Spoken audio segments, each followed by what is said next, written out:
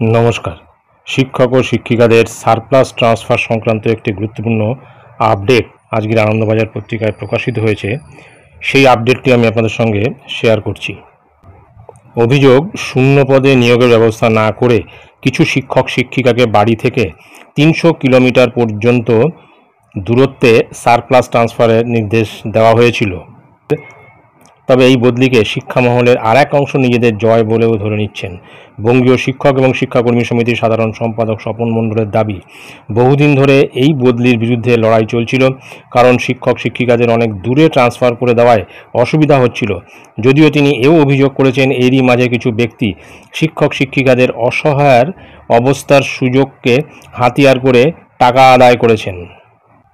Supreme কোর্টের নির্দেশে প্রায় 26,000 শিক্ষক এবং শিক্ষাকর্মীর চাকরি বাতিল হয়েছে। এর প্রভাব পড়ল শিক্ষক শিক্ষিকাদের বদলি প্রক্রিয়াতেও। সারপ্লাস ট্রান্সফারের আওতাধীন বদলি প্রক্রিয়া সংক্রান্ত নির্দেশিকা প্রত্যাহার করল রাজ্য সরকার। যে বিজ্ঞপ্তিটি জারি করেছে এই সংক্রান্ত, সেটি আমি একটু পরে দেখাচ্ছি।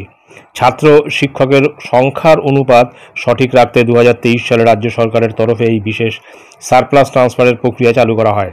সেই প্রক্রিয়ার নির্দেশিকাই প্রত্যাহার করে নিয়েছে স্কুল শিক্ষা দপ্তর। এই প্রক্রিয়ায় যাদের বদলি করা হয়েছিল তাদের পুরনো কর্মস্থলেই ফেরানো হবে।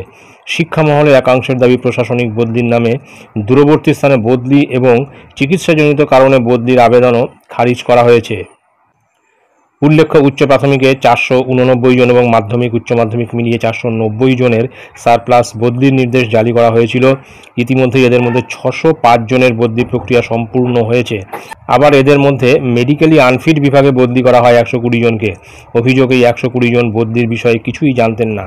পরবর্তীকালে তাই এই বিভাগের বদলি বাতিল করা হয়। এরপরও বদলি নিয়ে বিভ্রান্তি এবং হয়রানির অভিযোগ বারবার উঠেছে। বিকাশ ভবন সূত্রের খবর, প্রায় 26,000 শিক্ষক এবং অশিক্ষক কর্মীর চাকরি বাতিলের পর শিক্ষকদের নতুন করে কোনো আইনি জটিলতা চাইছেন না সরকার। তো আমরা এবার সেই বিজ্ঞপ্তিটি একবার দেখে নেব।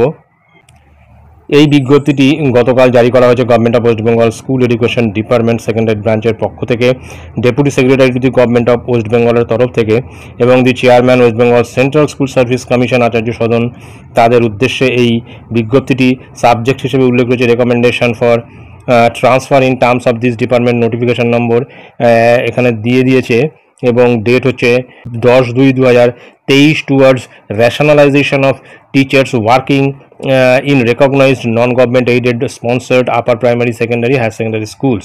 অর্থাৎ রেশনালাইজেশন, এক কথা যেটাকে বলা হয় ট্রান্সফার, সারপ্লাস ট্রান্সফার সংক্রান্ত এই বিজ্ঞপ্তিটি।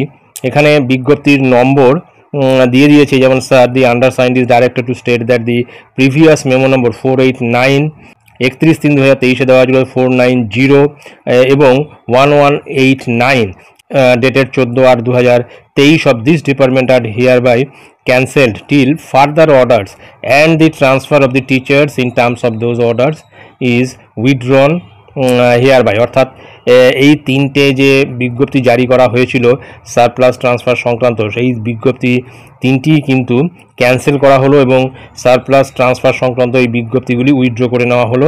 অর্থাৎ এক কথায় সারপ্লাস ট্রান্সফার আপাতত হচ্ছে না এবং this has the approval of the competent authority. কিন্তু এই নোটিফিকেশনের কোথাও কিন্তু উল্লেখ নেই যে সারপ্লাস ট্রান্সফার হিসেবে যাদের বদলি করা হয়েছিল অন্যত্র, তাদেরকে কিন্তু আবার পুরনো কর্মস্থলে ফিরিয়ে আনবে, এরকমটা কিন্তু বলা নেই। তবে যেটা শিক্ষক মহলের বা শিক্ষক সংগঠনগুলির বক্তব্য যে তাদের আবার পুরনো কর্মস্থলে ফিরিয়ে আনা হবে। তো এখন দেখার বিষয় তাদেরকে পুরনো কর্মস্থলে ফিরিয়ে আনে কিনা। এটাই ছিল গুরুত্বপূর্ণ আপডেট সারপ্লাস ট্রান্সফার সংক্রান্ত, যা আমি আপনাদের সঙ্গে শেয়ার করলাম। ধন্যবাদ।